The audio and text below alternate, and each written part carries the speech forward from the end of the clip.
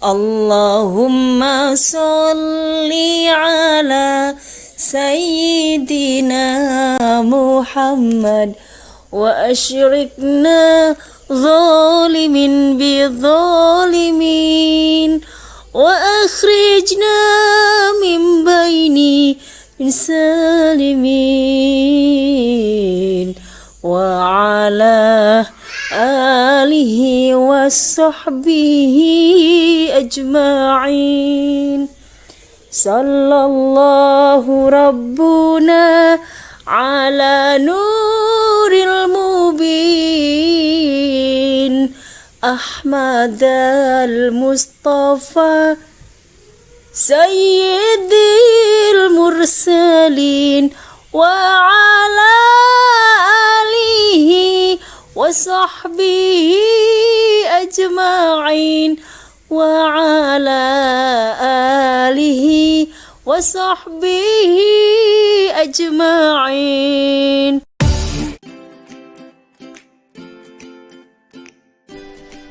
Bismillahirrahmanirrahim. Assalamualaikum warahmatullahi wabarakatuh.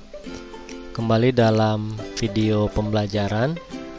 Kali ini kita akan belajar bersama mengenai bagaimana implementasi proyek penguatan profil pelajar Pancasila dan rahmatan lil alamin. Nah, dalam video ini terkait dengan implementasi di Manpurwakarta pada tema bangunlah jiwanya, bangunlah badannya, dan musawah atau kesetaraan. Selamat menyaksikan.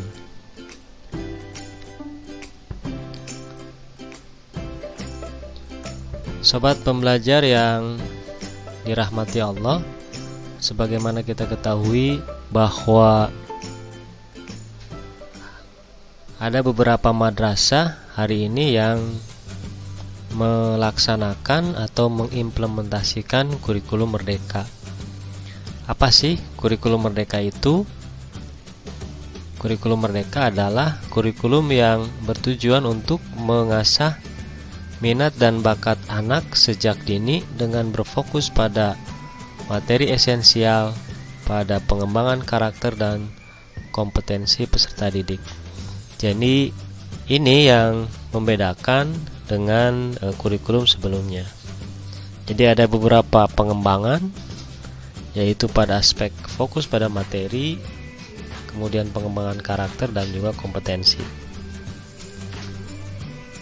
Sobat pembelajaran yang dirahmati Allah, untuk memahami bagaimana implementasi kurikulum merdeka, ada beberapa langkah pemetaan yang harus kita pahami. Yang pertama adalah memahami garis besar kurikulum merdeka, jadi secara konsep dan seterusnya. Kemudian yang kedua adalah memahami bagaimana prinsip-prinsip pembelajaran dan asesmen di kurikulum merdeka.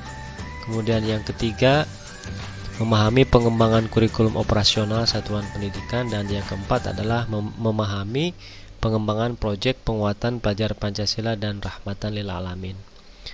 Untuk nomor satu, langkah nomor satu, nampaknya kita bersama-sama untuk bagaimana mempelajari. Sementara untuk nomor 2 dan nomor 3, nomor 2 itu terkait dengan pembelajaran kita sebagai posisi guru. Yang keempat sebagai posisi, yang ketiga sebagai posisi satuan pendidikan, dan yang keempat terkait dengan project. Nah, dalam kaitan dalam video ini adalah terkait dengan langkah yang keempat, yaitu terkait bagaimana kita memahami dan mengimplementasikan project dalam satuan pendidikan. Sobat pembelajar yang dirahmati Allah, sebagaimana tadi disebutkan bahwa salah satu karakteristik dari kurikulum merdeka adalah pengembangan karakter. Jadi ini menjadi salah satu poin penting dalam kurikulum merdeka. Nah,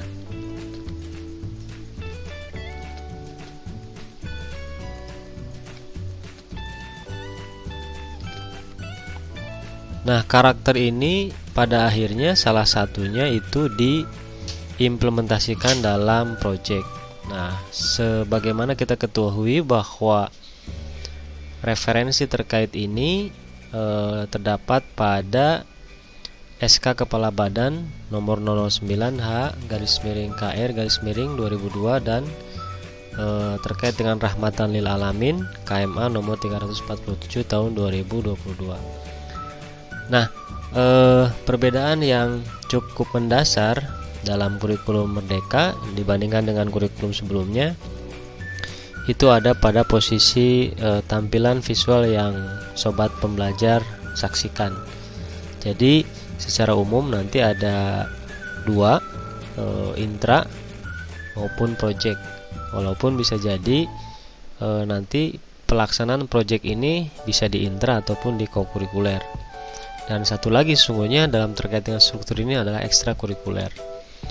Nah, jika intra itu posisi kita sebagai guru mata pelajaran, itu kita berkewajiban untuk menyusun modul ajar yang bahannya adalah capaian pembelajaran. Nah, dari CP ini sebelumnya dirumuskan ke dalam tujuan pembelajaran, alur tujuan pembelajaran, rancangan dan melaksanakan asesmen diagnostik, kemudian baru kita menyusun modul ajar. Nah, terkait dengan project itu nanti dibuat oleh tim fasilitator yang berupa modul project. Jadi hanya beberapa aja orang yang menyusun terkait dengan modul ini. Jadi tidak semuanya. Namun guru yang lain itu berkewajiban untuk melaksanakan project baik dalam konteks mata pelajaran maupun dalam konteks satuan pendidikan. Sobat pembelajar yang dirahmati Allah, nah, pada video kali ini disampaikan lagi bahwa kita akan membahas mengenai bagaimana proyek penguatan profil pelajar Pancasila dan Rahmatan lil Alamin. Apa itu profil pelajar Pancasila? Merupakan pelajar Indonesia yang kompeten, berkarakter dan berperilaku sesuai dengan nilai-nilai Pancasila. Jadi ini diharapkan bahwa pelajar kita itu memiliki kompetensi, karakter dan perilaku yang sesuai dengan nilai-nilai Pancasila, dan ini diperkuat pada intra, pada ekstra, pada kokurikuler dan juga pada project begitu. Para pembelajar yang dirahmati Allah, ada beberapa dimensi kompetensi yang harus dimiliki sebagai pelajar Pancasila. Yang pertama adalah beriman kepada Tuhan Yang Maha Esa dan berakhlak mulia, berkebinekaan global, bergotong royong, kreatif, bernalar kritis dan mandiri. Nah, jadi 6 profil ini pada akhirnya nanti harus ditanamkan dalam semua konteks melakukan proses pendidikan dalam satuan pendidikan. Nah, apa itu project? Nah, merupakan pembelajaran. Apa itu project penguatan profil pelajar Pancasila? Merupakan pembelajaran lintas disiplin ilmu dalam mengamati dan memikirkan solusi terhadap permasalahan di lingkungan sekitar untuk menguatkan berbagai kompetensi dalam profil pelajar Pancasila. Jadi proyek ini itu lintas disiplin ilmu. Jadi gabungan dari beberapa mata pelajaran. Dan nanti dilaksanakannya pun juga oleh beberapa guru. Nah, jadi nanti yang menjadikan capaian pembelajarannya itu bukan capaian pembelajaran pada mata pelajarannya, tetapi terkait dengan kompetensi profil pelajar Pancasila. Dan ini dilakukan sebagai penguat agar siswa memiliki kompetensi terkait dengan profil pelajar Pancasila.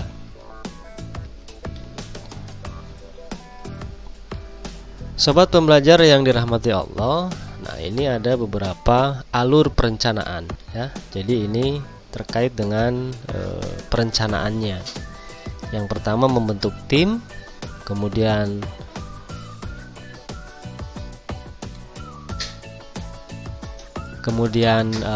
mengidentifikasi kesiapan satuan pendidikan, kemudian menentukan tema, menyusun modul project, dan terakhir menyusun laporan. Nah, untuk dalam konteks ini tentu semuanya itu disesuaikan dengan kondisi dan kesiapan satuan pendidikan. Sobat pembelajar yang dirahmati Allah. Nah, untuk tema sesungguhnya ini ada 7 bagi profil pelajar Pancasila dan ada 10 dalam konteks rahmatan lil alamin yang mengacu pada moderasi beragama. Nah, untuk kelas 10 itu dalam 1 tahun kita melaksanakan 3 tema. Dan kebetulan dalam konteks di Man Purwakarta yang dipilih adalah bangunlah jiwanya dan raganya, serta terkait dengan konteks musawah atau kesetaraan. Nah, kenapa tema-tema itu dipilih? Ya, pertama, dalam tahap pertama itu satuan pendidikan boleh mengadopsi berbagai informasi termasuk juga modul project yang ada. Jadi karena mendasaknya waktu, maka untuk project yang pertama itu adalah bangunlah jiwanya dan raganya, yang juga terkait dengan musawah atau kesetaraan.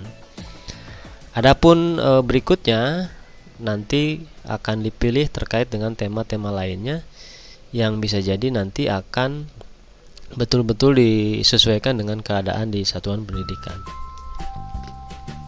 Nah, sobat pembelajaran yang dirahmati Allah, nah ini adalah penyampaian terkait dengan modul project. Tema yang dibangun adalah bangunlah jiwanya, bangunlah badannya atau musawah dan kesetaraan. Dan kegiatan yang diambil adalah cegah diskriminasi antar sesama teman. Jadi ini bagaimana kita menciptakan suasana perasaan bahwa kita itu dalam konteks dengan manusia lain adalah sama.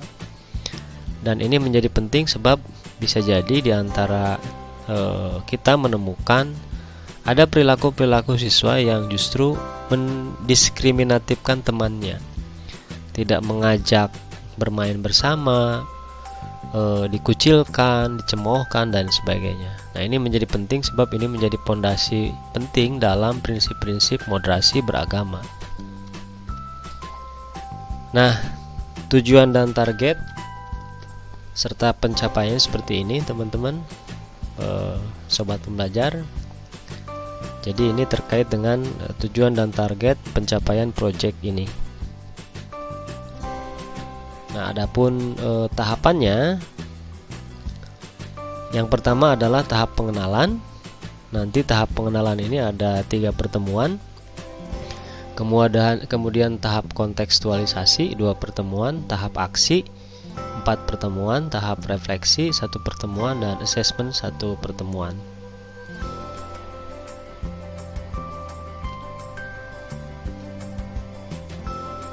Nah, untuk tahap pengenalan di mana terdapat 3 pertemuan, itu nanti pada pertemuan pertama siswa diajak untuk mengenali konsep diskriminasi, kemudian memperluas wawasannya, dan bagaimana merasa jika aku menjadi kamu, jika aku menjadi korban dalam perbuatan diskriminatif. Tahapan yang kedua adalah kontekstualisasi, bagaimana menemukan contoh-contoh dan akibat perbuatan diskriminatif. Kemudian tahap 3-nya aksi. Aksi ini menjadi bagian penting dalam proyek ini, yaitu membuat poster dan pementasan drama. Kemudian tahap berikutnya refleksi, dan tahap berikutnya adalah assessment. Nah, tahapan-tahapan ini jumlah pertemuannya tentu pada praktiknya nanti akan disesuaikan dengan tingkat keadaan dan kebutuhan. Nah, ini jadi baru tahapan proyek. Nah, karena kita baru pertama, jadi bisa jadi nanti ada beberapa hal yang silahkan secara ijtihad untuk dikembangkan berdasarkan tahapan dan langkah-langkah ini. Adapun dimensi elemen yang terkait dengan profil pelajar Pancasila dapat sobat saksikan pada tayangan berikut ini.